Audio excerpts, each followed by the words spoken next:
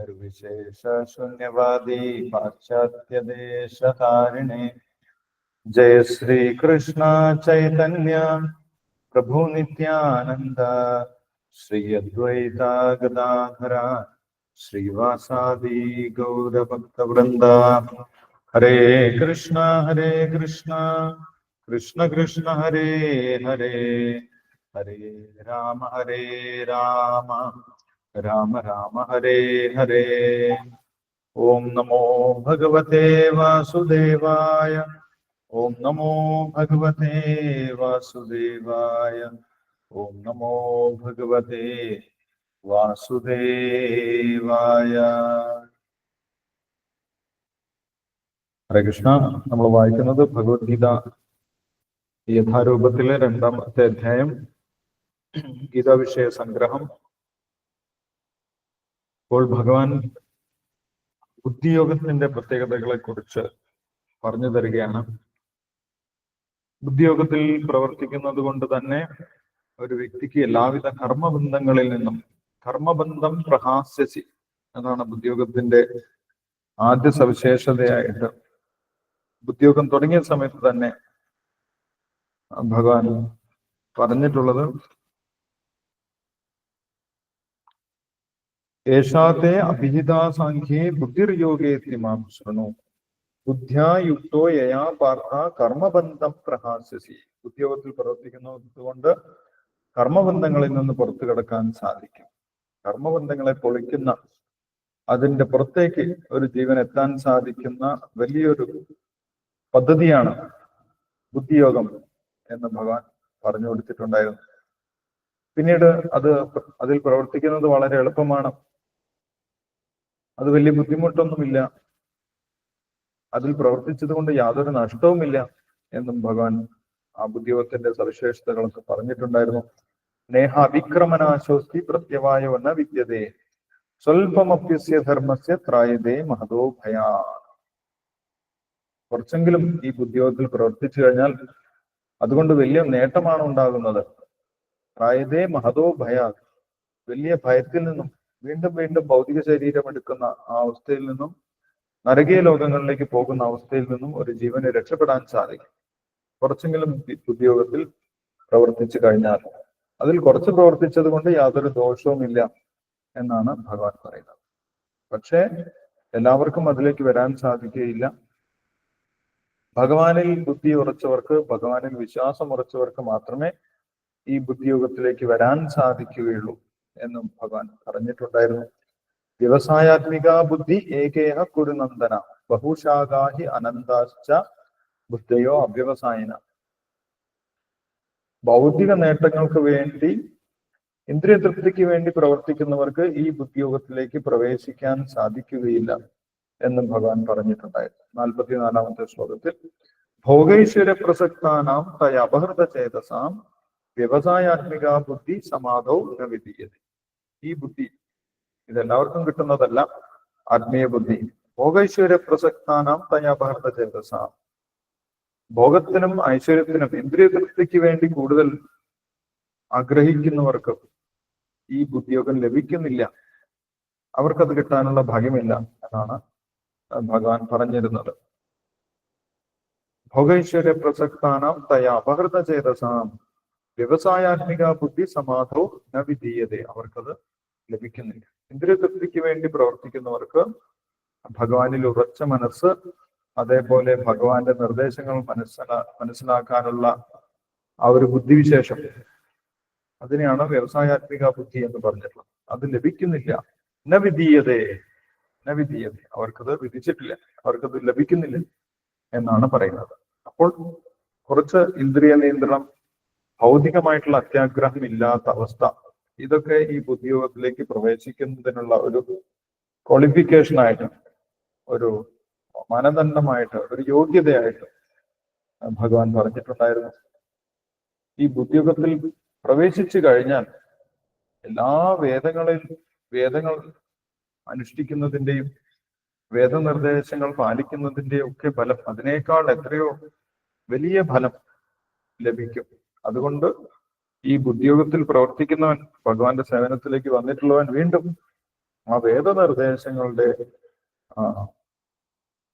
പരിപാലനത്തിലേക്ക് പോകേണ്ട ആവശ്യമില്ല എന്ന് ഭഗവാൻ പറഞ്ഞിട്ടുണ്ടായിരുന്നു. യാവാൻ അർത്ഥ ഉദപാനെ സർവത സപ്ലതോദകേ താവാൻ സർവേഷു വേദേഷു ബ്രാഹ്മണസ്യ വിജാനത. ഭഗവാന്റെ സേവനത്തിൽ ഏർപ്പെട്ടിരിക്കുന്നവർക്ക് വീണ്ടും വേദങ്ങൾ അനുസരിച്ച് പ്രവർത്തിക്കേണ്ട ആവശ്യമില്ല. അതിനേക്കാൾ ഉപരിയായിട്ടുള്ള അവസ്ഥയിലാണ് ഈ വ്യക്തി എത്തിച്ചേർന്നിട്ടുള്ളത് എന്നും ഭഗവാൻ വ്യക്തമാക്കിയിട്ടുണ്ടായിരുന്നു.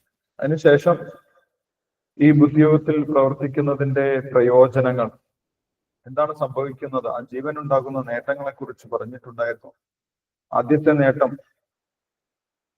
ആർക്കെങ്കിലും ഓർമ്മയുണ്ടോ? ബുദ്ധിയോഗത്തിൽ പ്രവർത്തിച്ചാൽ ഉണ്ടാകുന്ന നേട്ടങ്ങളെ കുറിച്ച് എന്താണ് ഭഗവാൻ പറഞ്ഞത്?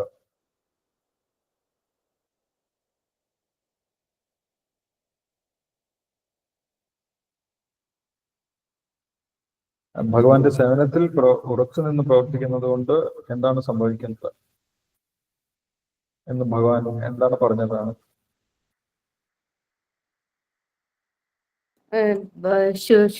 വ്യക്തികൾ ശുദ്ധരായി മാറുന്നു. താഴ്ന്ന തരത്തിലുള്ള കർമ്മങ്ങളിൽ നിന്നൊക്കെ നമ്മൾ വിട്ടുമാറി. യെസ്, കറക്റ്റാണ്. ഗീതമാതാജി പറഞ്ഞു, ഒരു വ്യക്തിക്ക് സ്വാഭാവികമായി തന്നെ താഴ്ന്ന തരം പ്രവർത്തനങ്ങളിൽ നിന്നൊക്കെ ഉയർന്നു വരാൻ സാധിക്കും. ആ വ്യക്തിയുടെ ബോധം ഉയർന്നു വരും. അല്ലെ, 49ാമത്തെ ശ്ലോകത്തിൽ ഭഗവാൻ പറയുന്നുണ്ട്, ദൂരേണ യവനം കർമ്മ ബുദ്ധിയോഗ ധനഞ്ജയ ബുദ്ധൗ ശരണം അന്വേഷ കൃപണ ഫലഹേത. താഴ്ന്ന തരം പ്രവർത്തനങ്ങളിലാണ് സാധാരണഗതിയിൽ മനസ്സ് രമിക്കുന്നത്. മനസ്സ് അങ്ങനെയുള്ള ചിന്തകളിലാണ് പോകുന്നത് സാധാരണഗതിയിൽ. പക്ഷെ ബുദ്ധിയോഗത്തിൽ പ്രവർത്തിക്കാൻ തുടങ്ങുന്നതോടുകൂടി ആ വ്യക്തിയുടെ ബോധം ഉയർന്നു വരും. അങ്ങനെ താഴ്ന്ന തരം പ്രവർത്തനങ്ങളിൽ നിന്നൊക്കെ വളരെ ലളിതമായിട്ട് സുഖകരമായിട്ട് ആ വ്യക്തിക്ക് ഉയർന്നു വരാൻ സാധിക്കും എന്ന് പറഞ്ഞിട്ടുണ്ടായിരുന്നു. മറ്റെന്തെങ്കിലും പ്രയോജനം ഓർമ്മയുണ്ടോ? ബുദ്ധിയോഗത്തിൽ പ്രവർത്തിക്കുന്നത് കൊണ്ട് വേറെന്താണ് സംഭവിക്കുന്നത്? നമ്മുടെ കർമ്മങ്ങളുടെ ഫലം അനുഭവിക്കേണ്ടി വരുന്നില്ല. അതുപോലെ ദുഃഖാവസ്ഥയിൽ നിന്ന് നമ്മുടെ ദുഃഖം ഇല്ലാത്ത ഒരു ഭഗവാന്റെ ലോകത്തിലേക്ക് എത്തിച്ചേരാൻ സാധിക്കും. യെസ്, അതാണ് ഭഗവാൻ അടുത്ത ശ്ലോകത്തിൽ പറയുന്നത്. ഗീതാമാതാജി പറഞ്ഞത് കറക്റ്റാണ്. 50ഉം 51ഉം ശ്ലോകങ്ങളിൽ ഭഗവാൻ പറഞ്ഞിട്ടുണ്ടായിരുന്നു, പൂർവ്വജന്മത്തിലെ കർമ്മഫലങ്ങളൊന്നും പിന്നീട് അനുഭവിക്കേണ്ട ആവശ്യമില്ല. അത് സുകൃത ദുഷ്കൃതയെ ഉഭേ സുകൃത ദുഷ്കൃതയെ, സുകൃതമായാലും ദുഷ്കൃതമായാലും, സുകൃതമായാലും ദുഷ്കൃതമായാലും അത് അനുഭവിക്കുന്നതിന് വേണ്ടി വീണ്ടും ശരീരങ്ങൾ എടുക്കേണ്ടി വരും. അപ്പോൾ 2 തരം കർമ്മങ്ങളെയും ഈ ബുദ്ധിയോഗത്തിലൂടെ ഇല്ലാതാക്കാൻ സാധിക്കും എന്ന് പറഞ്ഞിട്ടുണ്ടായിരുന്നു. ബുദ്ധിയുക്തോ ജഹാദീഹ ഉഭേ സുകൃത ദുഷ്കൃതേ തസ്മാത് യോഗായ യുജ്യസ്വ യോഗ കർമ്മസു കൗശലം. എല്ലാ കർമ്മങ്ങളെയും ഒരു വ്യക്തിക്ക് ഇല്ലാതാക്കാൻ സാധിക്കുമെന്ന് പറഞ്ഞു. കർമ്മജം ബുദ്ധിയുക്താഹി ഫലം തെക്വാ മനീഷിന ജന്മബന്ധ വിനിർമുക്ത പദം ഗച്ഛന്തി അനാമേ. കർമ്മങ്ങളെല്ലാം തീരുന്ന സമയത്ത് ഒരു വ്യക്തിക്ക് പുതിയ ശരീരം എടുക്കേണ്ട ആവശ്യമുണ്ടാകുന്നില്ല. അപ്പോൾ ആ വ്യക്തിക്ക് ഇനി ഭൗതിക ശരീരം എടുക്കേണ്ട ആവശ്യമില്ല. അങ്ങനെ ഒരു അവസ്ഥയിലെത്തും. ജന്മബന്ധ വിനിർമുക്ത, മുക്താത്മാവായിട്ട് മാറും. ഇനിയും ഭൗതിക ശരീരം എടുക്കേണ്ട ആവശ്യമില്ല. ജന്മബന്ധ വിനിർമുക്ത. അപ്പോൾ ആ വ്യക്തിക്ക് എന്ത് സംഭവിക്കും? പദം ഗച്ഛന്തി അനാമയം. അനാമയം, ദുഃഖമില്ലാത്ത ആത്മീയ ലോകത്തിലേക്ക്, വൈകുണ്ഠ ലോകത്തിലേക്ക്, പദം പരമമായിട്ടുള്ള പരമപദപ്രാപ്തിയിലേക്ക്, ഭഗവത് ധാമത്തിലേക്ക് തിരിച്ചു പോകാനുള്ള യോഗ്യത ആ വ്യക്തിക്ക് ലഭിക്കുമെന്നതാണ്. ബുദ്ധിയോഗത്തിൽ പ്രവർത്തിക്കുന്നതിലൂടെ, ഭഗവാന്റെ ഭക്തി സേവനത്തിൽ ഏർപ്പെടുന്നതിലൂടെ ആ വ്യക്തിക്ക് ഇനിയും ഒരു ശരീരം എടുക്കാതെ നേരിട്ട് ഭഗവത് ധാമത്തിലേക്ക് പോകാനുള്ള അവസരം ലഭിക്കും എന്നുള്ളത് ബുദ്ധിയോഗത്തിന്റെ വലിയൊരു മേന്മയായിട്ട് ഭഗവാൻ പറഞ്ഞു തന്നു. അടുത്ത ശ്ലോകത്തിൽ പറഞ്ഞത്, ആ വ്യക്തിക്ക് വേദനിർദ്ദേശങ്ങളിലൊക്കെ താല്പര്യം കുറയും.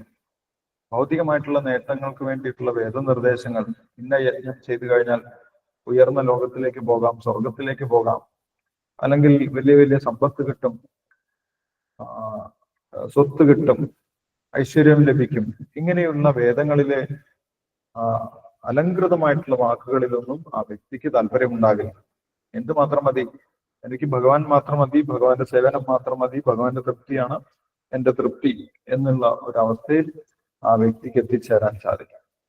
അങ്ങനെ വേദങ്ങൾ പോലും ബാധിക്കാത്ത ഒരവസ്ഥയിലെത്തുന്ന ആ ബുദ്ധിയെയാണ് ഭഗവാൻ സമാധ അചലാബുദ്ധി, സമാധി അവസ്ഥയിലുള്ള അചലാബുദ്ധി, അചഞ്ചലമായിട്ടുള്ള ബുദ്ധി, പൂർണ്ണമായിട്ടും ഭഗവാന്റെ പാദത്തിൽ മാത്രം ഉറച്ചു നിൽക്കുന്ന ഒരു ബുദ്ധി എന്ന് പറഞ്ഞിട്ടുള്ളത്. അങ്ങനെ ഒരു സമാധി അവസ്ഥയിൽ, അതായത് ഭൗതികമായിട്ടുള്ള കാര്യങ്ങളൊന്നും ബാധിക്കാതെ ഭഗവാന്റെ സേവനത്തിൽ പൂർണ്ണമായിട്ടും തൃപ്തി അനുഭവിക്കാൻ സാധിക്കുന്ന ഒരവസ്ഥയിൽ ബുദ്ധിയോഗത്തിലൂടെ എത്തിച്ചേരാൻ സാധിക്കുമെന്ന് പറഞ്ഞിട്ടുണ്ടായിരുന്നു. അപ്പോൾ ആ അചഞ്ചലമായിട്ടുള്ള ബുദ്ധിയെക്കുറിച്ച് കേട്ട സമയത്ത് അർജുനൻ ചോദിച്ചിട്ടുണ്ടായിരുന്നു, ആ അചഞ്ചലമായിട്ടുള്ള ബുദ്ധിയുള്ള വ്യക്തിയുടെ ലക്ഷണങ്ങൾ, ബുദ്ധിയോഗത്തിൽ ഉറച്ച ഒരു വ്യക്തിയുടെ ലക്ഷണങ്ങൾ എന്തൊക്കെയാണ് എന്ന് അർജുനൻ ചോദിച്ചിട്ടുണ്ടായിരുന്നു. അർജുനൻ ആ വ്യക്തിയെ പറഞ്ഞത് സ്ഥിതപ്രജ്ഞൻ എന്നാണ്. സ്ഥിതപ്രജ്ഞൻ, ആ സ്ഥിതപ്രജ്ഞന്റെ ലക്ഷണങ്ങളാണ് അർജുനൻ ചോദിക്കുന്നത്. കാരണം യഥാർത്ഥത്തിൽ അങ്ങനെ ഉണ്ടെങ്കിൽ ആ വ്യക്തിക്ക് അതിന്റെ ലക്ഷണങ്ങളും ഉണ്ടാകും. ആ ലക്ഷണങ്ങൾ എന്തൊക്കെയാണെന്ന് അർജുനൻ ചോദിച്ചു. സ്ഥിതപ്രജ്ഞസ്യ കാ ഭാഷ സമാധിസ്ഥസ്യ കേശവ സ്ഥിതധീ കിം പ്രഭാഷേത കിമാസീത വ്രജേത കിം. അങ്ങനെയുള്ള വ്യക്തി എന്താണ് സംസാരിക്കുന്നത്, എന്തൊക്കെ കാര്യങ്ങളാണ് ചെയ്യുന്നത്, അദ്ദേഹത്തിന്റെ താല്പര്യം എന്തൊക്കെയായിരിക്കും, ഇങ്ങനെയുള്ള കാര്യങ്ങളാണ് അർജുനൻ ചോദിച്ചിട്ടുള്ളത്. അപ്പോൾ ശ്രീല പ്രഭുപാദർ പറഞ്ഞിട്ടുണ്ടായിരുന്നു, പ്രധാനമായിട്ടും ആ വ്യക്തിയുടെ താല്പര്യം ഭഗവാനെ കുറിച്ച് മാത്രമായിരിക്കും. അതുകൊണ്ട് അദ്ദേഹം സംസാരിക്കുന്നതും ചിന്തിക്കുന്നതും പ്രവർത്തിക്കുന്നതും ഒക്കെ ഭഗവത് സംബന്ധിയായിട്ടുള്ള കാര്യങ്ങളായിരിക്കും എന്നതാണ് ഏറ്റവും വലിയ പ്രത്യേകത എന്ന് നമ്മൾ കഴിഞ്ഞ ദിവസം കണ്ടിട്ടുണ്ടായിരുന്നു. ഈ ഭഗവാൻ ആ പ്രത്യേകതകളെ കുറിച്ച് വിശദീകരിക്കുന്നുണ്ട്. സ്ഥിതപ്രജ്ഞന്റെ ലക്ഷണങ്ങൾ എന്തൊക്കെയാണ്, ഭഗവാനിൽ ഉറച്ച ഭക്തിയോഗത്തിൽ അല്ലെങ്കിൽ ബുദ്ധിയോഗത്തിൽ ഉറച്ച ഒരു വ്യക്തിയുടെ ലക്ഷണങ്ങളെ കുറിച്ച് ഭഗവാൻ പറഞ്ഞു കൊടുക്കുന്നുണ്ട് അർജുനന്. അതാണ് നമ്മൾ അടുത്ത ശ്ലോകം മുതൽ കാണാൻ പോകുന്നത്. 55ാമത്തെ ശ്ലോകത്തിൽ ഭഗവാൻ പറയുന്നു, പ്രജഹാദിയതാ കാമാൻ സർവാൻ പാർത്ഥമനോഗതാൻ ആത്മന്യേവാത്മനാ തുഷ്ട സ്ഥിതപ്രജ്ഞസ്തദോച്യതേ. സ്ഥിതപ്രജ്ഞന്റെ ഓരോരോ ലക്ഷണങ്ങൾ ഭഗവാൻ എടുത്തെടുത്ത് പറയുന്നു. അപ്പോൾ ഈ ശ്ലോകത്തിൽ പറയുന്നത്, പ്രജഹാദിയതാ കാമാൻ സർവാൻ പാർത്ഥമനോഗതാൻ ആത്മന്യേവാത്മനാ തുഷ്ട സ്ഥിതപ്രജ്ഞസ്തദോച്യതേ. വിവർത്തനം ഭാവാർത്ഥം നമുക്ക് വായിക്കാം. അതിനുശേഷം എന്താണ് ഭഗവാൻ പറയുന്നത് നോക്കാം. 55ാമത്തെ ശ്ലോകം വിവർത്തനം ഭാവാർത്ഥം വായിച്ചോളൂ. ഹരേ കൃഷ്ണ. ഹരേ കൃഷ്ണ. ഹരേ കൃഷ്ണ. ദേവയാനി മാതാജി വായിച്ചു. കൃഷ്ണ. ശ്രീ ഭഗവാൻ. ഓം നമോ ഭഗവതേ വാസുദേവായ. ഓം നമോ ഭഗവതേ വാസുദേവായ. ഓം നമോ ഭഗവതേ വാസുദേവായ. ശ്രീ ഭഗവാൻ വാച പ്രജാഹാദിയതാ കാമാൻ സർവാൻ പാർത്ഥമനോഗതാൻ ആത്മന്യാവാത്മനാ തുഷ്ട സ്ഥിതപ്രജ്ഞസ്തദോച്യതേ. ശ്രീ ഭഗവാൻ പറഞ്ഞു, ഹേ പാർത്ഥ, മനകൽപ്പിതങ്ങളാൽ ഉണ്ടാകുന്ന നാനാവിധത്തിലുള്ള ഐന്ദ്രിയ കാംക്ഷകളെ ത്യജിക്കുന്നതോടൊപ്പം മനസ്സ് ശുദ്ധീകരിക്കപ്പെടുകയും ആത്മാവിൽ തന്നെ സംതൃപ്തി കൊള്ളുകയും ചെയ്യുമ്പോൾ ഒരാൾ സ്ഥിതപ്രജ്ഞനെന്ന് പറയപ്പെടുന്നു. ഭാവാർത്ഥം. ശ്രീല പ്രഭുപാദയ്ക്ക് ജയ്. ഹരേ കൃഷ്ണ. കൃഷ്ണാബോധമാർന്ന അഥവാ ഭഗവത് സേവന നിരതനായവനെ മഹർഷിമാർക്കുള്ള ഗുണങ്ങളെല്ലാം ഉണ്ട്. ആ സമുദ്രകൃഷ്ണ നിലയിൽ എത്താത്തവർക്കാകട്ടെ കപോല കൽപ്പിതങ്ങളായവയെ ആശ്രയിച്ച് ജീവിക്കുന്നത് കൊണ്ട് ആ യോഗ്യതകൾ ഉണ്ടാവില്ലതാനും എന്നാണ് ഭാഗവതം തർപ്പിച്ചു പറയുന്നത്. എല്ലാവിധ ഇന്ദ്രിയ തൃഷ്ണകളെയും മനകൽപ്പിതങ്ങളാകയാൽ ഉപേക്ഷിക്കണമെന്ന് തുടർന്നു വ്യക്തമാക്കുന്നു. കൃത്രിമോപായങ്ങൾ കൊണ്ട് ഇന്ദ്രിയാചോദനകളെ തടയാനാവില്ല. കൃഷ്ണാബോധത്തിൽ മുഴുകി പ്രവർത്തിക്കുമ്പോൾ യാതൊരു പ്രയത്നവും കൂടാതെ തന്നെ ഇന്ദ്രിയാശക്തി നിലച്ചു പോകും. അതുകൊണ്ട് മടി കൂടാതെ ഏവരും കൃഷ്ണാബോധത്തോടെ ജീവിക്കുകയാണ് വേണ്ടത്. ഭക്തിപരമായ സേവനം ആരെയും വേഗത്തിൽ അതീന്ദ്രിയ പ്രജ്ഞാതലത്തിലേക്ക് ഉയരാൻ സഹായിക്കും. പൂർണ്ണ വികാസമാർജിച്ച ആത്മാവ് താൻ ഭഗവാന്റെ നിത്യദാസനാണെന്ന് സാക്ഷാത്കരിച്ച് സ്വയം തൃപ്തനാകുന്നു. അതീന്ദ്രിയാവസ്ഥയിലുള്ള ഒരാൾക്ക് നിസ്സാരമായ ഭൗതിക കൃഷ്ണകളിൽ താല്പര്യമുണ്ടാവില്ല. ശ്രീ ഭഗവാന്റെ നിത്യദാസൻ എന്ന അവസ്ഥയിൽ പരമസന്തുഷ്ടനായിരിക്കും അദ്ദേഹം. ഹരേ കൃഷ്ണ കൃഷ്ണ കൃഷ്ണ ഹരേ ഹരേ രാമ രാമ രാമ ഹരേ ഹരേ. ഹരേ കൃഷ്ണ പ്രഭുജി. ഹരേ കൃഷ്ണ. ഹരേ കൃഷ്ണ. Thank you Devayani Mataji. ഹരേ കൃഷ്ണ. അപ്പോൾ ഭഗവാൻ ഓരോരോ ലക്ഷണങ്ങളെ കുറിച്ച് പറയുന്നു. പ്രജഹാതി യഥാകാമാൻ സർവാൻ പാർത്ഥമനോഗതാൻ ആത്മന്യേവാത്മനാ തുഷ്ട സ്ഥിതപ്രജ്ഞ സ്തതോച്യതേ. സ്ഥിതപ്രജ്ഞൻ എന്ന് പറയുന്നു. ആരെയാണ് പറയുന്നത്? പ്രജഹാതി യഥാകാമാൻ സർവാൻ പാർത്ഥ മനോഗതാൻ. പ്രജഹാതി പൂർണ്ണമായിട്ടും ആ മനസ്സിലുള്ള കാമങ്ങൾ, ഭൗതികമായിട്ടുള്ള സങ്കല്പങ്ങൾ ഉപേക്ഷിച്ച ഒരു വ്യക്തിയാണ് സ്ഥിതപ്രജ്ഞൻ എന്ന് ഭഗവാൻ പറയുന്നത്. കാമാൻ സർവാൻ, എല്ലാവിധ കാമങ്ങളെയും എല്ലാവിധ ഭൗതിക സങ്കല്പങ്ങളെയും ഉപേക്ഷിക്കാൻ സാധിച്ചവനാണ് സ്ഥിതപ്രജ്ഞൻ എന്ന് പറയുന്നത്. അപ്പോൾ ഭക്തൻ വളരെ സ്വാഭാവികമായിട്ട് വളരെ സരളമായിട്ട് എല്ലാവിധ കാമങ്ങളെയും ഉപേക്ഷിക്കാൻ ഭക്തന് സാധിക്കും. എങ്ങനെയാണ്? ഭഗവാന്റെ ആഗ്രഹങ്ങളെ കുറിച്ച് ഭക്തൻ അറിയാം. അപ്പോൾ ഭക്തൻ സ്വന്തം ആഗ്രഹങ്ങളെക്കാൾ ഉപരിയായിട്ട് ഭഗവാൻ ആഗ്രഹങ്ങളുണ്ട്. ആ ഭഗവാന്റെ ആഗ്രഹങ്ങൾ എന്താണ്? അതാണ് ഞാൻ നടപ്പിലാക്കേണ്ടത്. അങ്ങനെ ഭഗവാന്റെ ആഗ്രഹങ്ങൾക്ക് വേണ്ടി പ്രവർത്തിക്കുന്ന സമയത്ത് സ്വന്തമായിട്ടുള്ള ഭൗതിക ആഗ്രഹങ്ങളൊക്കെ ആ മനസ്സിൽ നിന്നും സ്വാഭാവികമായിട്ടും മാഞ്ഞു പോകും. അപ്പോൾ അതുവരെ ഭഗവാൻ ആഗ്രഹങ്ങളുണ്ട് എന്നുള്ള കാര്യം ഒരു ജീവൻ അറിയുന്നില്ല. ഒരു ജീവൻ വിചാരിക്കുന്നത് എന്താണ്? എനിക്ക് മാത്രമാണ് ആഗ്രഹങ്ങളുള്ളത്, ഞാൻ എൻ്റെ ആഗ്രഹം അനുസരിച്ച് പ്രവർത്തിക്കണം. അപ്പോഴാണ് ഒരു വ്യക്തിയുടെ ആഗ്രഹങ്ങൾ കൂടിക്കൂടി വരുന്നത്. ആഗ്രഹത്തിനനുസരിച്ച് പ്രവർത്തിക്കാൻ ശ്രമിക്കുന്നു. ആഗ്രഹം നേടിക്കഴിഞ്ഞാൽ കൂടുതൽ എന്തെങ്കിലും നേടണമെന്ന് താല്പര്യമുണ്ടാകും. തൃപ്തിയാകുന്നില്ല. ആ ജീവന് തൃപ്തിയാകുന്നില്ല. സ്വന്തം മനസ്സിലെ സങ്കല്പങ്ങൾക്കനുസരിച്ച് പ്രവർത്തിക്കുന്നത് കൊണ്ട് ആ വ്യക്തിക്ക് തൃപ്തി കിട്ടുന്നില്ല. അപ്പോൾ കൂടുതൽ എന്തെങ്കിലും നേടണമെന്ന് തോന്നും. ആ ആഗ്രഹം ലോഭമായിട്ട് മാറും. ഇനി ആ ആഗ്രഹത്തിന് വേണ്ടി പ്രവർത്തിച്ചു, അതൊന്നും നടന്നില്ല, ഒന്നും കിട്ടിയില്ലെങ്കിൽ എന്ത് സംഭവിക്കും? ക്രോധമുണ്ടാവും, ദേഷ്യമുണ്ടാവും. അപ്പോൾ ഞാൻ ഇത്രയൊക്കെ പ്രവർത്തിച്ചിട്ടും എനിക്കൊന്നും കിട്ടിയില്ല, ഇത്രയൊന്നും പ്രവർത്തിക്കാഞ്ഞിട്ടും വേറൊരാൾക്ക് എന്തൊക്കെയോ കിട്ടി, വലിയ നേട്ടങ്ങൾ കിട്ടി. അപ്പോൾ വലിയ വെറുപ്പ്, അസൂയ, കോപമൊക്കെ ഉണ്ടാവും. ഇതാണ് സാധാരണ ഭൗതികമായിട്ടുള്ള സങ്കല്പങ്ങൾക്ക് വേണ്ടി പ്രവർത്തിക്കുമ്പോൾ സംഭവിക്കുന്ന രണ്ട് കാര്യങ്ങൾ. ഒന്നുകിൽ നമ്മൾ വിചാരിച്ച കാര്യം കിട്ടും, നമ്മൾ വലിയ കഠിന പ്രയത്നമൊക്കെ ചെയ്ത് നമ്മൾ വിചാരിച്ച കാര്യങ്ങൾ നേടാൻ സാധിക്കും. പക്ഷെ എന്ത് സംഭവിക്കും?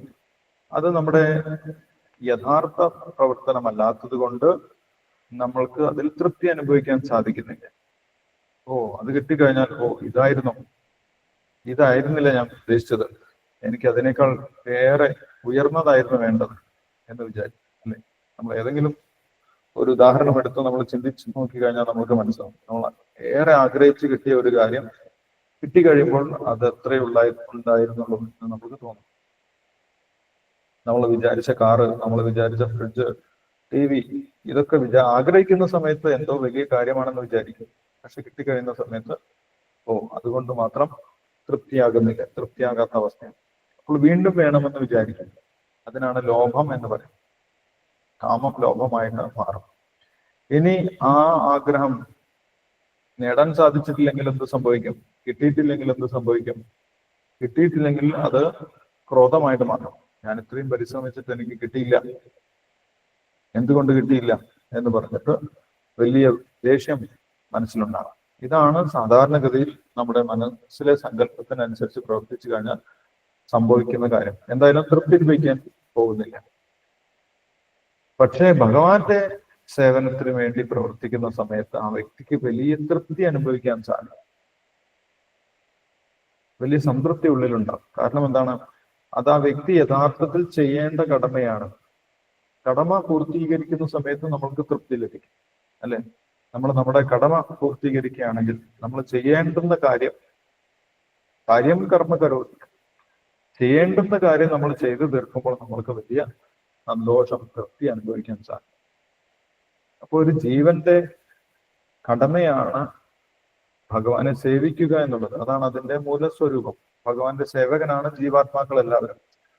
ആ നിലവാരത്തിൽ പ്രവർത്തിക്കുന്ന സമയത്ത് ഭഗവാന്റെ സേവനം, ഭഗവാനെ കുറിച്ച് കേൾക്കുക, ഭഗവാന്റെ നാമം ജപിക്കുക, ഭഗവാനെ കുറിച്ച് കീർത്തിക്കുക, മറ്റുള്ളവർക്ക് പറഞ്ഞു കൊടുക്കുക, ഇതൊക്കെ ചെയ്യുന്ന സമയത്ത് എന്താണ് ചെയ്യുന്നത്? ജീവാത്മാവ് അതിന്റെ കടമ തന്നെയാണ് ചെയ്യുന്നത്. അത് ചെയ്യേണ്ടതാണ്. യഥാർത്ഥത്തിൽ അത് ചെയ്യേണ്ടതാണ്. ഭഗവാൻ പറയുന്നു എപ്പോഴും ചെയ്യേണ്ടതാണ്. സതതം കീർത്തയന്തോമ എന്നാണ് ഭഗവാൻ പറയുന്നത്. എപ്പോഴും ഒരു വ്യക്തി ഭഗവാനെ കുറിച്ച് കീർത്തിക്കേണ്ടതാണ്. ചൈതന്യ മഹാപ്രഭു അത് തന്നെയാണ്. കീർത്തനീയ സദാഹരി, കീർത്തനീയ സദാ, എപ്പോഴും നമ്മൾ ഭഗവാനെ കീർത്തിക്കണം. അതാണ് നമ്മുടെ കടമ. ജീവാത്മാവിന്റെ മൂലസ്വരൂപം അതാണ്. ഭഗവാനെ കീർത്തിക്കുന്നതിന് വേണ്ടിയിട്ടാണ് ജീവാത്മാവിനെ സൃഷ്ടിച്ചിട്ടുള്ളത്. ഭഗവാന്റെ മഹാത്മ്യങ്ങളൊക്കെ മനസ്സിലാക്കി അത് സ്വാഭാവികമായിട്ടും കീർത്തിക്കാൻ തുടങ്ങും. കാരണം അത്രയ്ക്കും വലുതാണ് ഭഗവാന്റെ മഹാത്മ്യം. അത് അറിയുന്തോറും കൂടുതൽ കൂടുതൽ അതിന് കീർത്തിക്കാൻ തോന്നും. അതിന് സ്വാഭാവികമായിട്ടും ആരാധനയുണ്ടാകും. ആ ജീവാത്മാവിന് സ്വാഭാവികമായിട്ടും ആരാധനയും സ്വാഭാവികമായിട്ടും ഇഷ്ടവും പ്രേമവും ഒക്കെ ഭഗവാനോടുണ്ടാവും. അപ്പോൾ എന്ത് സംഭവിക്കും? സ്വാഭാവികമായിട്ട് സംസാരിക്കും. ഒരു ജീവാത്മാവ് ആരെക്കുറിച്ചാണ് കൂടുതൽ സംസാരിക്കുക? ആരോടാണ് ഇഷ്ടം? ആരോടാണ് ആ വ്യക്തിക്ക് ഇഷ്ടമുള്ളത്? ആ ഇഷ്ടമുള്ള വ്യക്തിയെ കുറിച്ചാണ് സംസാരിച്ചുകൊണ്ടിരിക്കുക. അപ്പോൾ ഇത് ജീവന് ഭഗവാനോട് ഇഷ്ടമുണ്ടെങ്കിൽ, ആ ഭഗവാനോട് സ്നേഹമുണ്ടെങ്കിൽ, ആരാധനയുണ്ടെങ്കിൽ സ്വാഭാവികമായിട്ടും ആ ജീവൻ എപ്പോഴും ഭഗവാനെ കുറിച്ച് സംസാരിച്ചുകൊണ്ടേയിരിക്കും. അതിന് വലിയ ഒരു പ്രയാസവുമില്ല. അത് വളരെ സന്തോഷമാണ്. സുസുഖം കർത്തും അഭയം. അപ്പോൾ അതിന് ആ കടമ ചെയ്യുന്നത് കൊണ്ട്, ആ പ്രേമപൂർവം ആ സേവനം ചെയ്യുന്നത് കൊണ്ട്, അത് ചെയ്യേണ്ടതായതുകൊണ്ട് ആ ജീവന് തൃപ്തി അനുഭവിക്കാൻ സാധിക്കും. കാരണം തൊട്ടടുത്തിരിക്കുന്ന ഭഗവാനും വലിയ സന്തോഷമാകും. ആ ഭഗവാന്റെ പ്രസാദമുണ്ടാകും. ഭഗവാന്റെ പ്രസാദം കൊണ്ട് ആ ജീവനും പ്രസാദമുണ്ടാകും, സന്തോഷമുണ്ടാകും, തൃപ്തി അനുഭവിക്കാൻ സാധിക്കും. ആ തൃപ്തി ഉണ്ടാകുമെന്നാണ് ഇവിടെ ഭഗവാൻ പറയുന്നത്. ആത്മന്യേ ആത്മനാ തുഷ്ട സ്ഥിതപ്രജ്ഞ തഥോച്യത്തെ. തുഷ്ടി, ഉള്ളില് തുഷ്ടി അനുഭവിക്കാൻ സാധിക്കും, ഒരു തൃപ്തി. ബാക്കി ഭൗതിക പ്രവർത്തനങ്ങൾ ചെയ്തതുകൊണ്ട് ഒരു ജീവൻ ഒരിക്കലും ആ തുഷ്ടി കിട്ടുന്നില്ല. തൃപ്തി, സംതൃപ്തി ഒരിക്കലും കിട്ടുകയില്ല. അല്ലെ? അത് ഇതുപോലെയാണ്. ഒരു മത്സ്യത്തിനെ കരയിൽ ഇട്ട് കഴിഞ്ഞാൽ അതിന് ആ കരയിൽ കിടക്കുന്ന മത്സ്യത്തിന് എന്ത് കൊടുത്തിട്ട് കാര്യമില്ല. അതിന് കുറെ ഭക്ഷണം കൊടുത്തു, അതിനെ എന്താണ് പറയാ, നല്ല തുണി കൊണ്ട് പൊതിഞ്ഞു വെച്ചു, അങ്ങനെ അതിനെ വീശിക്കൊടുത്തു, അതിന് മരുന്നുകളൊക്കെ കൊടുത്തു, അല്ലെങ്കിൽ അതിന് എല്ലാവിധ സൗകര്യങ്ങളും കൊടുത്തു, അതിന് നല്ല സ്വർണ്ണപാത്രത്തിൽ ഇട്ട് വെച്ചു. അതുകൊണ്ടൊന്നും അതിനൊരിക്കലും തൃപ്തി കിട്ടാൻ പോകുന്നില്ല. കാരണം എന്താണ്? അതല്ല അതിന്റെ തൃപ്തി കിട്ടുന്ന അവസ്ഥ. ആ മത്സ്യത്തിന് തൃപ്തി കിട്ടണമെങ്കിൽ എന്ത് വേണം? അതിന് തിരിച്ചു വീണ്ടും വെള്ളത്തിലേക്ക് പോകണം. വെള്ളത്തിൽ പോയാൽ മതി, വേറൊന്നും വേണ്ട. അതിന് സ്വാഭാവികമായിട്ടും അവിടെ സന്തോഷമായിട്ട് ജീവിക്കാൻ സാധിക്കും. അതേപോലെ ജീവാത്മാവിന് തൃപ്തി കിട്ടുന്നത്, ആ തുഷ്ടി കിട്ടുന്നത്, സന്തോഷം കിട്ടുന്നത് ഭഗവാന്റെ സേവനം ചെയ്യുമ്പോഴാണ്. പക്ഷെ അതറിയാത്തത് കൊണ്ട്, അത് ആ ജീവൻ അറിയാത്തത് കൊണ്ട് ജീവൻ ഇവിടെ പല പല പ്രവർത്തനങ്ങളും ചെയ്തുകൊണ്ടിരിക്കുകയാണ്, ശ്രമിച്ചുകൊണ്ടിരിക്കും. അത് ചെയ്താൽ എനിക്ക് സന്തോഷമാകും, ഇത് ചെയ്താൽ സന്തോഷമാകും, എനിക്ക് തൃപ്തിയാകും എന്നൊക്കെ വിചാരിക്കും. പക്ഷേ അതിനൊരിക്കലും ആ തൃപ്തി അനുഭവിക്കാൻ, തുഷ്ടി അനുഭവിക്കാൻ സാധിക്കുകയില്ല. അപ്പൊ ഇവിടെ അത് കിട്ടുമെന്നാണ് ഭഗവാൻ പറയുന്നത്. ആത്മന്യേ ആത്മനാ തുഷ്ട സ്ഥിതപ്രജ്ഞ തഥോച്യത്തെ. ഭഗവാന്റെ സേവനം ചെയ്യുന്നത് കൊണ്ട് അതിനുള്ളിൽ തന്നെ ആ തൃപ്തി അനുഭവിക്കാൻ സാധിക്കും. കാരണം ഉള്ളിലിരിക്കുന്ന പരമാത്മാവ് ഭഗവാനും സംതൃപ്തനാണ്. തൊട്ടടുത്തിരിക്കുന്ന ഭഗവാൻ സംതൃപ്തനായതുകൊണ്ട് ഈ ജീവനും ആ സംതൃപ്തി അനുഭവിക്കാൻ സാധിക്കും. ആത്മന്യേ ആത്മനാ തുഷ്ട സ്ഥിതപ്രജ്ഞ തഥോച്യത്തെ. അങ്ങനെയുള്ള വ്യക്തിക്ക് സന്തോഷത്തിന് വേണ്ടി വേറെ എന്തെങ്കിലും ഭൗതിക പ്രവർത്തനങ്ങൾ ചെയ്യേണ്ട ആവശ്യമില്ല. വേറെ എന്തെങ്കിലും ഭൗതികമായിട്ടുള്ള നേട്ടങ്ങൾ ഉണ്ടാകേണ്ട ആവശ്യമില്ല. അതിനുള്ളിൽ തന്നെ തൃപ്തിയുണ്ട്. കാരണം ഭഗവാനുമായിട്ടുള്ള സമ്പർക്കമുണ്ട്. ഭഗവാനുമായിട്ടുള്ള സമ്പർക്കം അതിന് അനുഭവിക്കാൻ സാധിക്കുന്നുണ്ട്. അതുകൊണ്ട് ആ ജീവാത്മാവിന് ഉള്ളിൽ തന്നെ തൃപ്തി ലഭിക്കുന്നു എന്നാണ് പറയുന്നത്. അത് ആ ഒരു സ്ഥിതപ്രജ്ഞന്റെ ലക്ഷണമായിട്ട് ഭഗവാൻ പറയുന്നത്. ആത്മന്യേവ ആത്മനാ തുഷ്ട സ്ഥിതപ്രജ്ഞ തതോച്ചതേ പ്രജഹാദിയതാകാമാൻ സർവാൻ പാർത്ഥമനോക. അങ്ങനെ ഉള്ളിൽ തന്നെ തൃപ്തി അനുഭവിക്കുന്ന സമയത്ത് ആ ജീവന് മറ്റ് കാമനകളൊന്നും ഉണ്ടാവില്ല എന്നാണ്. മനസ്സിന്റെ സങ്കല്പങ്ങൾ ഉണ്ടാവുന്നില്ല. അതുവരെ മനസ്സ് ഓരോ സങ്കല്പങ്ങൾ ഉണ്ടാക്കി കൊടുക്കും ബുദ്ധിക്ക്. ആ കാര്യം ചെയ്യണം, അത് ചെയ്താലാണ് നമ്മൾക്ക് സുഖമായിട്ടിരിക്കാൻ സാധിക്കുന്നത്. അല്ലെങ്കിൽ വേറെന്തെങ്കിലും ചെയ്യണം, അത് ചെയ്താലാണ് സുഖമായിട്ടിരിക്കാൻ സാധിക്കുന്നത് എന്ന് മനസ്സ് പറഞ്ഞുകൊണ്ടിരിക്കും.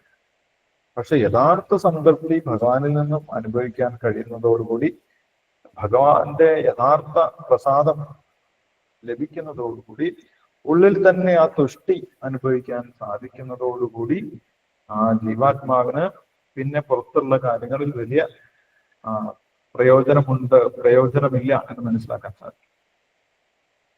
അങ്ങനെ എല്ലാവിധ കാമത്തിൽ നിന്നും ആ ജീവന് വളരെ ഈസി ആയിട്ട്, വളരെ സന്തോഷകരമായിട്ട് ആ കാമത്തിൽ നിന്ന് പുറത്തു കിടക്കാൻ സാധിക്കും. ആ ഒരു അവസ്ഥയാണ് സ്ഥിതപ്രജ്ഞ അവസ്ഥ എന്ന് ഭഗവാൻ പറയും. പ്രജഹാദി യഥാകാമാൻ, എല്ലാവിധ കാമങ്ങളും മനസ്സിൽ നിന്ന് ഒഴിഞ്ഞു പോകും. മനസ്സിൽ മനോഗതാൻ, മനസ്സിന്റെ സങ്കല്പങ്ങളോട് ഉണ്ടായിട്ടുള്ള എല്ലാ കാമങ്ങളും ഒഴിഞ്ഞു പോകും. ആത്മന്യേവ ആത്മനാതുഷ്ട, ഉള്ളിൽ തന്നെ ആ വ്യക്തിക്ക് സംതൃപ്തി, കടമ ചെയ്യുന്നതിന്റെ ആ സ്നേഹപൂർവം സേവനം ചെയ്യുന്നതിന്റെ ആ സംതൃപ്തി ഉള്ളിൽ അനുഭവിക്കാൻ സാധിക്കും, തുഷ്ടി അനുഭവിക്കാൻ സാധിക്കും. വേറൊരു ഭൗതിക കർമ്മത്തിൽ നിന്നും നമ്മൾക്ക് ഈ തുഷ്ടി എന്ന് പറഞ്ഞ കാര്യം കിട്ടാൻ പോകുന്നില്ല. അല്ലെ, നമ്മൾ ഏത് ഭൗതിക കർമ്മം ചെയ്താലാണ് നമ്മൾക്ക് തുഷ്ടി കിട്ടുന്നത്, അല്ലെങ്കിൽ ആ സംതൃപ്തി കിട്ടുന്നത്?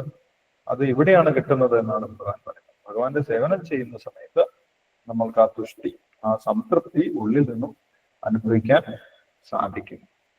അത് സ്ഥിതപ്രജ്ഞന്റെ ഒരു അവസ്ഥയായിട്ട് ഭഗവാൻ പറയുന്നു. അതോടുകൂടി ഇന്ദ്രിയങ്ങളൊക്കെ സ്വാഭാവികമായിട്ട് നിയന്ത്രിക്കാൻ സാധിക്കും. മനസ്സ് സന്തുഷ്ടമായി കഴിഞ്ഞാൽ പിന്നെ ഇന്ദ്രിയങ്ങൾ വേറെ പ്രവർത്തനങ്ങൾക്ക് വേണ്ടി നമ്മളെ പ്രേരിപ്പിക്കുന്നില്ല. ഇതിൽ തന്നെ മുഴുകും. ഇന്ദ്രിയങ്ങളുടെ പ്രവർത്തനവും മനസ്സിന്റെ പ്രവർത്തനവും ഒക്കെ ഭഗവാന്റെ ഭക്തിസാഗരത്തിൽ തന്നെ മുഴുകാൻ തുടങ്ങും, അതിൽ ലയിച്ചു ചേരും. അപ്പോൾ പിന്നെ വേറെ ഭൗതിക പ്രവർത്തനങ്ങൾക്ക് വേണ്ടി അത് ചിന്തിക്കുന്നില്ല. അങ്ങനെയാണ് ഇന്ദ്രിയങ്ങളെയും മനസ്സിനെയും നിയന്ത്രിക്കുന്നത് എന്നാണ്. അല്ലാതെ കൃത്രിമമായിട്ട് നമ്മുടെ ശക്തി ഉപയോഗിച്ച് നമ്മൾക്ക് മനസ്സിനെയും ഇന്ദ്രിയങ്ങളെയും പിടിച്ചു നിർത്താൻ സാധിക്കുകയില്ല. അത് ഭാവാർത്ഥത്തിൽ അതിൽ പറയുന്നു. കൃത്രിമ ഉപായങ്ങൾ കൊണ്ട് ഇന്ദ്രിയ ചോദനകളെ തടയാനാവില്ല. കൃത്രിമമായിട്ട് നമുക്ക് ഇന്ദ്രിയങ്ങളുടെ പ്രവർത്തനങ്ങളെ തടയാൻ സാധിക്കില്ല. അതിന് എന്ത് വേണം? ഇന്ദ്രിയങ്ങളെയും മനസ്സിനെയും ഭഗവാന്റെ സേവനത്തിൽ അങ്ങനെ ലയിപ്പിക്കണം സ്വാഭാവികമായിട്ടും. അങ്ങനെ ലയിപ്പിക്കുന്ന സമയത്ത് അതിന് സന്തോഷം അനുഭവിക്കാൻ സാധിക്കും. അതുകൊണ്ട് അതിന്റെ ഉപദ്രവം ഉണ്ടാകുന്നു. ഇന്ദ്രിയങ്ങളുടെ ഉപദ്രവം, മനസ്സിന്റെ ഉപദ്രവം പിന്നീട് ഉണ്ടാകുന്നില്ല. സന്തുഷ്ടി അനുഭവിക്കാൻ സാധിക്കും. അപ്പോൾ ഇന്ദ്രിയങ്ങളെ നിയന്ത്രിക്കുന്ന ഒരു ശാസ്ത്രമാണ് യഥാർത്ഥത്തിൽ ഈ ബുദ്ധിയോഗം എന്ന് പറയുന്നത്. ഇത് ശാസ്ത്രമാണ്. ഇതിന്റെ ഫലം അനുഭവിക്കുന്നതിലൂടെ ഇത് സത്യമാണ് എന്ന് നമുക്ക് ബോധ്യപ്പെടാൻ സാധിക്കും. അപ്പോൾ ഒരു പ്രയത്നവും കൂടാതെ, കൃഷ്ണാബോധത്തിൽ മുഴുകി പ്രവർത്തിക്കുമ്പോൾ യാതൊരു പ്രയത്നവും കൂടാതെ ഇന്ദ്രിയാസക്തി നിലച്ചു പോകും. ഇതാണ് ശിലപ്രബോധന നമ്മൾക്ക് നൽകുന്ന ഉറപ്പ്. അതിൽ പ്രവർത്തിക്കുന്ന സമയത്ത് നമ്മൾക്ക് അത് സത്യമാണെന്ന് ബോധ്യപ്പെടുകയും ചെയ്യും.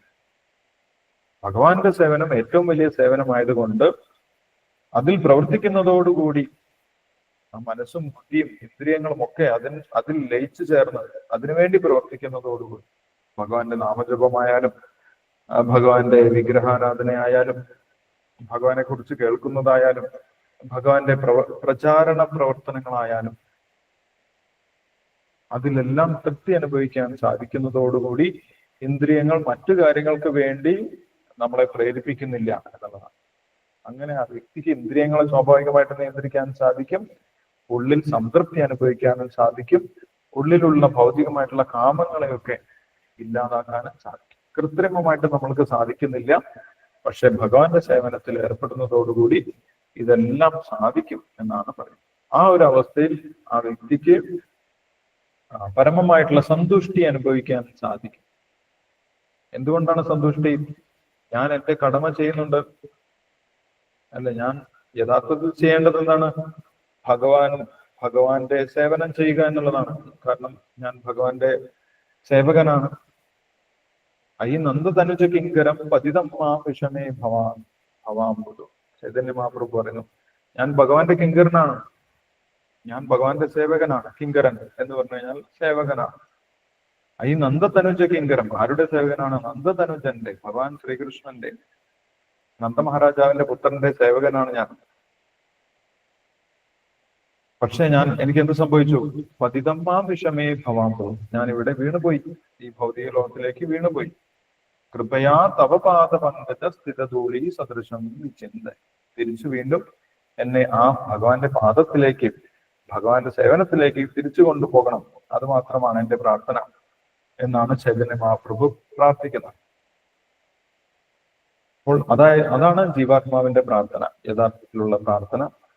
അത് ചെയ്യുന്നതോടുകൂടി, ഭഗവാന്റെ സേവനം ചെയ്യുന്നതോടുകൂടി വീണ്ടും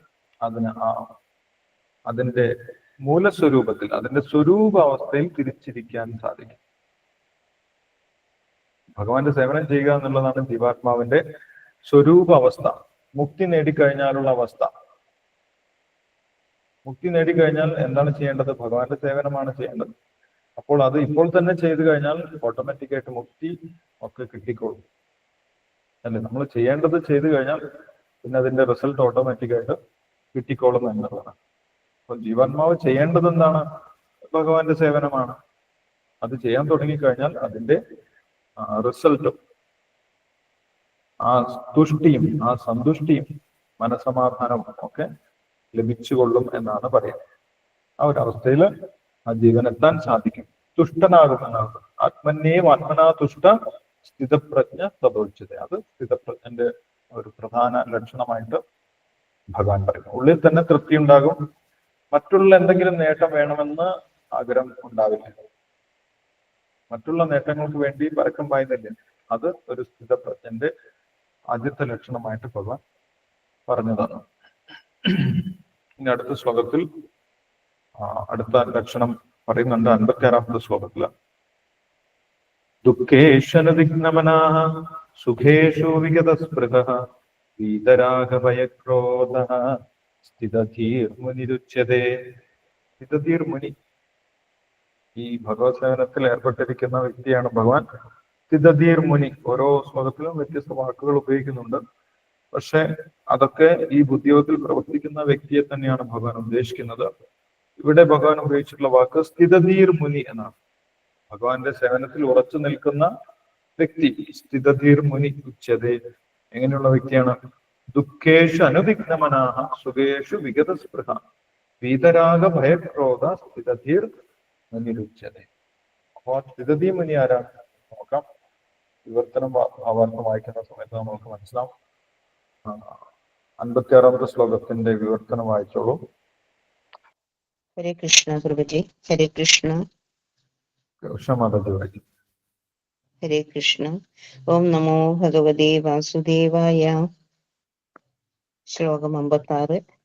ദുഃഖേഷ്വനുദിഗ്നമന സുഖേഷു വിഗതസ്പൃഹ വീതരാഗഭയക്രോധ സ്ഥിതധീർമുനിരുച്യതേ.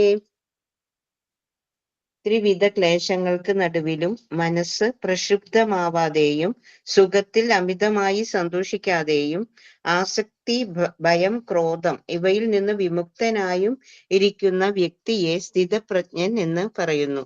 ഭാവാർത്ഥം. ജയ് ശ്രീല പ്രഭുപാദ്. പലവിധ ഊഹാപോഹങ്ങളാൽ വ്യാകുലചിത്തനായിട്ടും ശരിയായൊരു നിഗമനത്തിൽ എത്തിച്ചേരാത്ത ആളെ സൂചിപ്പിക്കുന്നതത്രേ മുനി എന്ന നാമം. ഓരോ മുനിക്കും മറ്റുള്ളവരുടേതിൽ നിന്ന് ഭിന്നമായൊരു വീക്ഷണ കോൺ ഉണ്ടാവുമെന്നും മറ്റു മുനികളിൽ നിന്ന് ഇങ്ങനെ ഒരു വ്യത്യാസമില്ലാത്തയാൾ മുനി എന്ന പേരിന് ശരിക്കും അർഹനല്ലെന്നും പറയപ്പെടുന്നു. ന സൗ മുനിരസ്യ മതം ന ഭിന്നം. മഹാഭാരതം വനപർവം 313-117. ഇവിടെ ഭഗവാൻ വർണ്ണിക്കുന്ന മുനി ഒരു സാധാരണ മുനിയല്ല, സ്ഥിതധിയാണ്. ഊഹാപോഹ വ്യാപാരങ്ങളെല്ലാം നിർത്തി സദാ കൃഷ്ണാവബോധത്തിൽ ജീവിക്കുകയാണ് അദ്ദേഹം.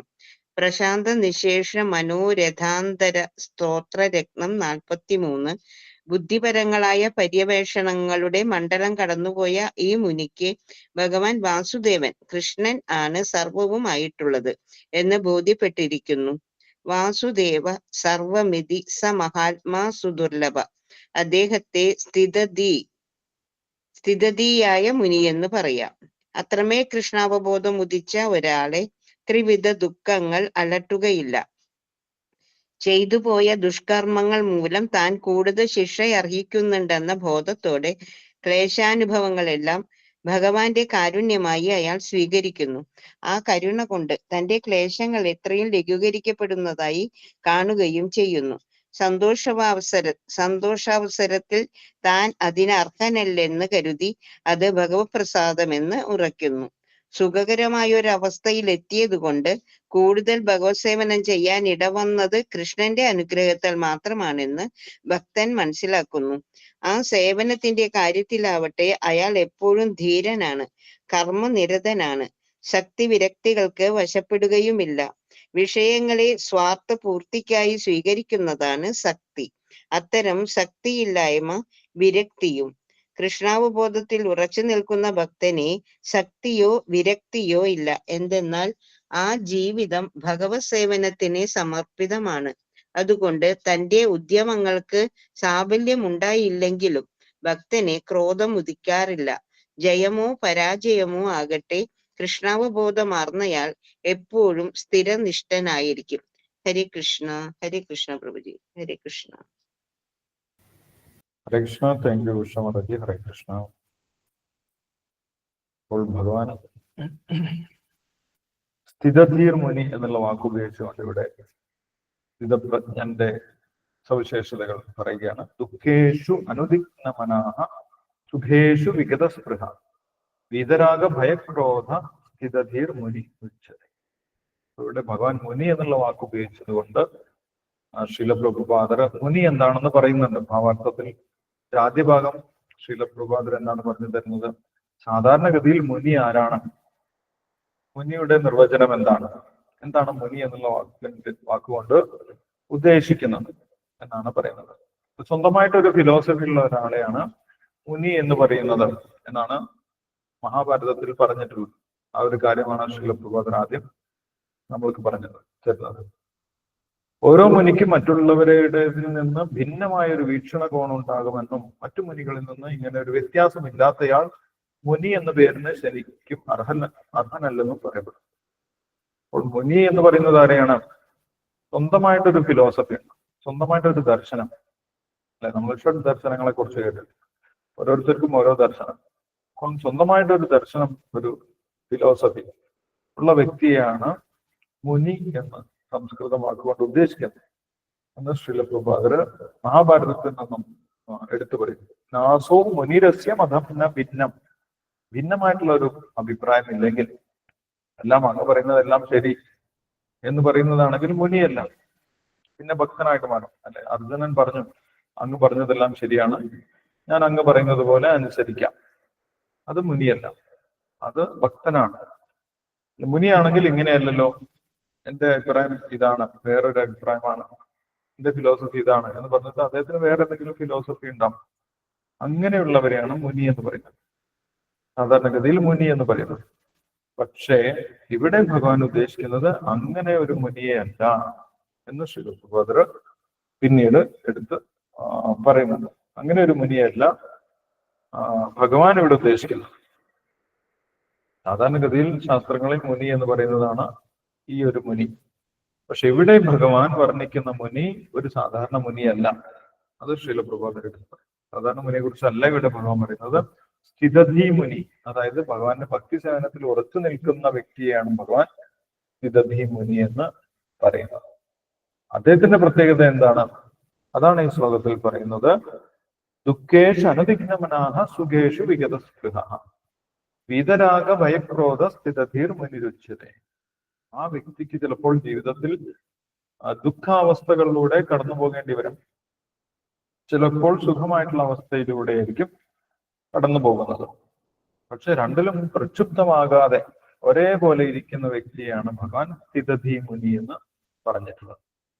അപ്പോൾ അത് ഭക്തന്മാർക്ക് ലഭിക്കുന്ന ഒരു പ്രത്യേക അനുഗ്രഹമാണ്.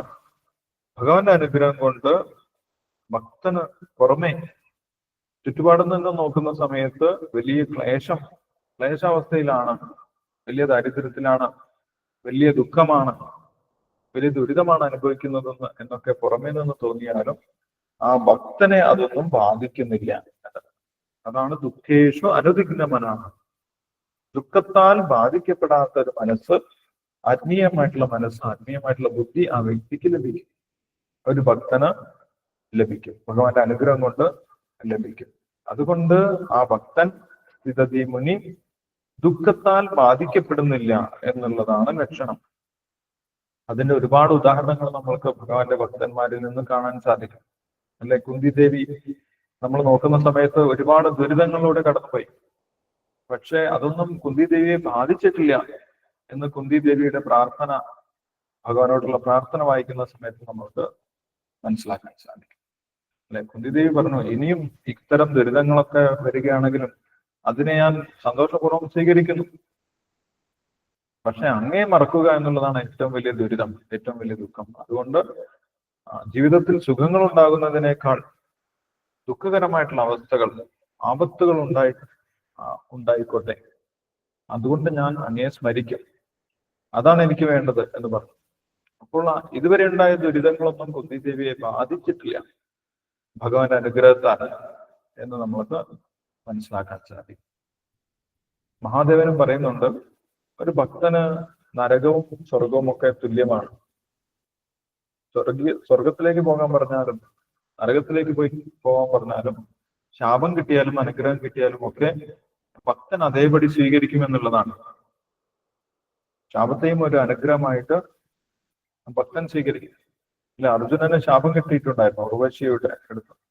അർജുനൻ അതൊന്നും പ്രതികരിക്കാതെ സ്വീകരിച്ചു. മഹാദേവനും പാർവതിയും ഇരിക്കുന്ന സമയത്ത് പാർവതി ദേവി വൃത്രാസുരനാകാൻ വേണ്ടിയിട്ട് ചിത്രകേതുവിനെ ശപിച്ചു. ഒരു അസുരനായി പോട്ടെ എന്ന് പറഞ്ഞ് ശപിച്ചു. ചിത്രകേതു എന്താണ് ചെയ്തത്? അമ്മയുടെ ആഗ്രഹം അതാണെങ്കിൽ അതേപോലെ നടക്കട്ടെ എന്ന് പറഞ്ഞിട്ട് ആ ശാപം ഒരു അനുഗ്രഹം പോലെ തന്നെ ഏറ്റുവാങ്ങി, ഒന്നും പ്രതികരിച്ചില്ല.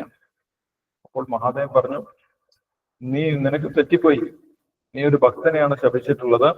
ഒരു ഭക്തന് നരകവും തുല്യം, നരകവും സ്വർഗവും ഒക്കെ ഒരേപോലെ തന്നെയാണ് എന്ന് പറഞ്ഞു കൊടുത്തു. അപ്പോൾ ആ ഭക്തന്റെ പ്രത്യേകത എന്താണ്? ഭഗവാന്റെ അനുഗ്രഹം കൊണ്ട് ദുഃഖവും ദുരിതവും ഒക്കെ ആണെങ്കിലും അത് അതിനാൽ ബാധിക്കപ്പെടാതെ മുന്നോട്ട് പോകാനുള്ള ഒരു പ്രത്യേക സവിശേഷത ആ വ്യക്തിക്കുണ്ടാകും. അതാണ് ഇവിടെ ഭഗവാൻ പറയുന്നത്, ദുഃഖേഷു അനുദിഗ്നമന സുഖേഷു വിഗതസ്പൃഹ. എന്നാൽ സുഖത്താലും ബാധിക്കപ്പെടുന്നില്ല. സുഖത്താലും ആ വ്യക്തി ബാധിക്കപ്പെടും. സുഖം, എന്തെങ്കിലും നേട്ടം ഉണ്ടാകുന്ന സമയത്ത്, ഭൗതികമായിട്ടുള്ള നേട്ടം ഉണ്ടാകുന്ന സമയത്ത് അതിൽ വലിയ ഹർഷോന്മാദം അതൊന്നുമില്ല. അത് ഭഗവാന്റെ അനുഗ്രഹം കൊണ്ട് കിട്ടി, ഇതും ഭഗവാൻ അറിഞ്ഞുകൊണ്ട് കിട്ടി, ഞാൻ അനുഭവിക്കേണ്ടതാണ്, പക്ഷെ ഭഗവാൻ ഇങ്ങനെയൊക്കെ കൊണ്ടുപോകുന്നു എന്നുള്ള രീതിയിൽ രണ്ടും ഒരേപോലെ എടുക്കാനുള്ള കഴിവ്, അത് സ്ഥിതധി മുനിയുടെ ലക്ഷണമായിട്ട് ഭഗവാൻ പറയുന്നു. വീതരാഗ ഭയക്രോധ സ്ഥിതധീർ മുന്നിൽ വെച്ചത്. ആ ഭയവും ബാധിക്കുന്നില്ല ഭക്തനെ. ഭഗവാന്റെ സേവനം ചെയ്യുന്ന വ്യക്തിയെ ഭയവും ബാധിക്കുന്നില്ല. കാരണം എന്താണ്? ഭഗവാന്റെ സംരക്ഷണം ആ വ്യക്തി അനുഭവിക്കുന്നുണ്ട്, ഭഗവാൻ സംരക്ഷിച്ചുകൊണ്ട് നിൽക്കുന്നുണ്ട്, അല്ലെ? അപ്പോൾ പിന്നെ ഭയക്കുന്നത് എന്തിനാണ്? വൃന്ദാവനത്തിലെ ഭക്തന്മാർക്കൊന്നും, ഗോപാല ബാലന്മാർക്കൊന്നും ഒരു ഭയമില്ല. പാമ്പിന്റെ വായിലേക്ക് കയറി പോകുമ്പോഴും അവര് സന്തോഷത്തോടു കൂടിയാണ് കയറി പോകുന്നത്. അവർക്കറിയാം എന്തോ വലിയ അപകടമാണ്. അഘാസുരന്റെ വായിലേക്ക് അവർ കയറിപ്പോയി. പക്ഷെ അവർക്ക് എന്താണ് ധൈര്യം? ഭഗവാനുണ്ടല്ലോ, ഭഗവാൻ ഇവിടെ ഇരിക്കുന്നുണ്ടല്ലോ, കൂടെയുണ്ടല്ലോ, പിന്നെ എന്ത് സംഭവിച്ചു കഴിഞ്ഞാലും ഭഗവാൻ എന്തെങ്കിലും ചെയ്തോളും, തങ്ങളെ രക്ഷിക്കും എന്നുള്ള ഒരു ഉറച്ച വിശ്വാസം ഉള്ളത് കൊണ്ട് അവർക്ക് ഭയവുമില്ല. ഏത് ആപത്ഘട്ടത്തിലും ഭഗവാൻ രക്ഷിക്കും എന്നുള്ള ഉറച്ച വിശ്വാസം അവർക്കുണ്ട്, അല്ലെ? അതാണ് ആ കാട്ടുതീ വന്ന സമയത്ത്, വൃന്ദാവനത്തിൽ കാട്ടുതീ വന്ന സമയത്ത് എല്ലാവരും ഭഗവാന്റെ അടുത്തേക്ക് വന്നു. ഭഗവാനോട് പറഞ്ഞു, വലിയ കാട്ടുതീയാണ്, ഞങ്ങളെ രക്ഷിക്കണം എന്ന് പറഞ്ഞ സമയത്ത് ഭഗവാൻ പറഞ്ഞു, കണ്ണടച്ച് നിൽക്കാൻ പറഞ്ഞു. കാട്ടുതീ വരുന്ന സമയത്ത് ആരോടെങ്കിലും കണ്ണടച്ച് നിൽക്കാൻ പറഞ്ഞാൽ നമ്മൾക്ക് നിൽക്കാൻ സാധിക്കില്ല, നമ്മൾ ഓടി രക്ഷപ്പെടാനാണ് നോക്കുന്നത്. പക്ഷെ അവർക്ക് ഭയമില്ലായിരുന്നു. അവർക്ക് ഭഗവാന്റെ സംരക്ഷണത്തിൽ പൂർണ്ണ വിശ്വാസമുള്ളത് കൊണ്ട് അവർ ഭഗവാൻ പറഞ്ഞതുപോലെ തന്നെ ആ കാട്ടുതീയുടെ നടുവിലും അവർ കണ്ണടച്ചു നിന്നു. അതാണ് ഭക്തന്മാരുടെ അഭയം. അവർക്ക് ഉറപ്പുണ്ട് ഭഗവാൻ രക്ഷിക്കും എന്നുള്ള ഉറപ്പുള്ളത് കൊണ്ട് വീതരാഗ ഭയക്രോധം, അവർക്ക് ഭയമില്ല. ഭഗവാന്റെ സംരക്ഷണത്തിലാണ് നിൽക്കുന്നത്, അതുകൊണ്ട് അവർക്ക് ഭയമില്ല. ഭഗവാൻ സുഹൃത്താണ്, ഭഗവാൻ എന്റെ സുഹൃത്താണ്. ഇപ്പോൾ താൽക്കാലികമായിട്ട് എനിക്ക് വിപരീതമായിട്ട് കാര്യങ്ങൾ തോന്നുന്നുണ്ടെങ്കിലും യഥാർത്ഥത്തിൽ എന്റെ സംരക്ഷണം ഭഗവാൻ ചെയ്യുന്നുണ്ട് എന്നുള്ള ഉറച്ച വിശ്വാസത്തിലാണ് അഭയം. ഭഗവാന്റെ സംരക്ഷണം ഉണ്ട് എന്നുള്ള വിശ്വാസത്തിൽ ആ വ്യക്തിക്ക് അഭയമുണ്ടാകും, ഭയമില്ലാത്ത അവസ്ഥയുണ്ടാകും. അതാണ് ഇവിടെ പറയുന്നത് വീതരാഗ ഭയക്രോധം. ഭയവുമില്ല, ക്രോധവുമില്ല. ക്രോധം ഉണ്ടാവുന്നത് എന്തുകൊണ്ടാണ്? മനസ്സിലെ എന്തെങ്കിലും സങ്കല്പത്തിനനുസരിച്ച് പ്രവർത്തിക്കുന്നു, അത് കിട്ടാതെ വരുന്നു, അപ്പോഴാണ് ക്രോധം ഉണ്ടാകുന്നത്. ഇവിടെ ഭക്തൻ എന്തെങ്കിലും സങ്കല്പം അനുസരിച്ച് പ്രവർത്തിക്കുന്നില്ല, ഭഗവാന്റെ ആഗ്രഹം അനുസരിച്ചിട്ടാണ് പ്രവർത്തിക്കുന്നത്. ഭഗവാന്റെ ആഗ്രഹത്തിനനുസരിച്ച് പ്രവർത്തിച്ച് അതിൽ പരാജയമുണ്ടായാലും ജയമുണ്ടായാലും ഒക്കെ ഭഗവാൻ അറിഞ്ഞുകൊണ്ടാണ്. അതുകൊണ്ട് അതിൽ തനിക്ക് റോളില്ല, അതിൽ തനിക്ക് ഉത്തരവാദിത്തമില്ല. പരാജയപ്പെട്ടാലും ജയിച്ചാലും ഭഗവാൻ അറിഞ്ഞുകൊണ്ടാണ് എന്നറിഞ്ഞ് അതിലെല്ലാം ഒരേ അവസ്ഥയിൽ നിൽക്കാൻ ആ ഭക്തന് സാധിക്കും.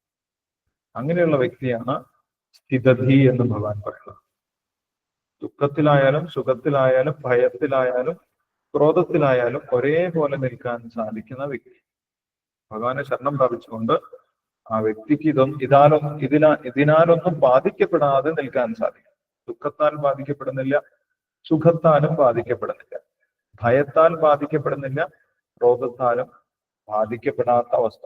അത് യഥാർത്ഥത്തിലുണ്ട്, അങ്ങനെ ഒരു അവസ്ഥയുണ്ട്. ഭക്തന്മാരുടെ വലിയ വലിയ ഭക്തന്മാരുടെ ഉദാഹരണത്തിൽ നമ്മൾക്ക് കാണാൻ സാധിക്കും. അങ്ങനെ ഒരു അവസ്ഥയിലെത്തിയ വ്യക്തിയാണ് ഭഗവാൻ സ്ഥിതധീർ മുനി എന്ന് പറയുന്നത്. ദുഃഖത്താലും സുഖത്താലും ഭയത്താലും ക്രോധത്താലും രാഗത്താലും വീതരാഗം, രാഗത്തിൽ നിന്നും മുക്തനാണ് എന്നാണ് പറയുന്നത്. രാഗത്തിൽ നിന്നും മുക്തൻ എന്ന് പറഞ്ഞു കഴിഞ്ഞാൽ എന്താണ്? ആ വ്യക്തിക്ക് ഭൗതികമായിട്ട് എന്തെങ്കിലും വസ്തുവിനോട് രാഗമില്ല. രാഗം എന്ന് പറഞ്ഞു കഴിഞ്ഞാൽ അറ്റാച്ച്മെന്റ്, ആസക്തിയില്ല. അല്ല, അത് നേടണമെന്ന് വലിയ ആഗ്രഹമില്ല. കാരണം ആ വ്യക്തി എല്ലാം നേടിക്കഴിഞ്ഞു, ഭഗവാനെ തന്നെ നേടിക്കഴിഞ്ഞു. പിന്നെ വേറെ ഏതെങ്കിലും വസ്തുക്കളെ നേടണമെന്ന് ആ വ്യക്തിക്ക് ആഗ്രഹമുണ്ടാകും. അപ്പോൾ ഈ ഭൗതികമായിട്ടുള്ള അധികാരങ്ങളിൽ നിന്നെല്ലാം മുക്തനാകാൻ സാധിക്കും എന്നുള്ളതാണ് ആ ഭക്തിയോഗത്തിന്റെ അല്ലെങ്കിൽ ബുദ്ധിയോഗത്തിന്റെ പ്രത്യേകതയായിട്ട് ഭഗവാൻ പറയുന്നത്. ആ ബുദ്ധിയോഗത്തിൽ പ്രവർത്തിച്ച ഒരു വ്യക്തിയുടെ മാറ്റങ്ങൾ, ലക്ഷണങ്ങളാണ് ഇവിടെ പറയുന്നത്. ദുഃഖേഷു അനുദിഗ്നമനാഹ സുഖേഷു വിഗതസ്പൃഹ വീതരാഗ ഭയക്രോധ സ്ഥിതധീർ മുൻപിച്ചത്.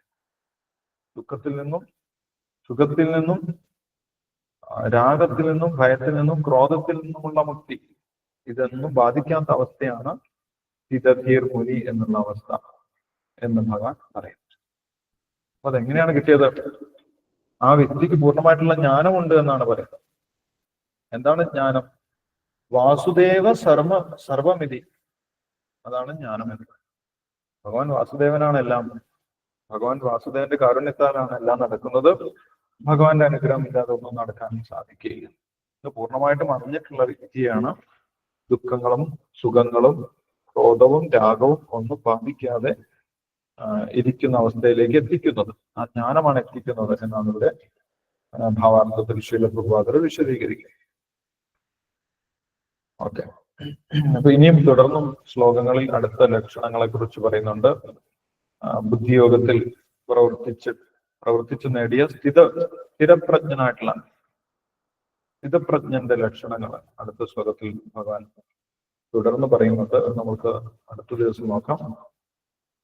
ഇപ്പോൾ വായിച്ച ശ്ലോകങ്ങളിൽ എന്തെങ്കിലും സംശയങ്ങൾ ഉണ്ടെങ്കിൽ നമുക്കിപ്പോൾ ഡിസ്കസ് ചെയ്യാം. സംശയങ്ങളില്ലെങ്കിൽ നമുക്ക് ശ്ലോകം വായിക്കാം. പ്രഭുജി ത്തിലും ക്രോധത്തിലും ദുഃഖത്തിലും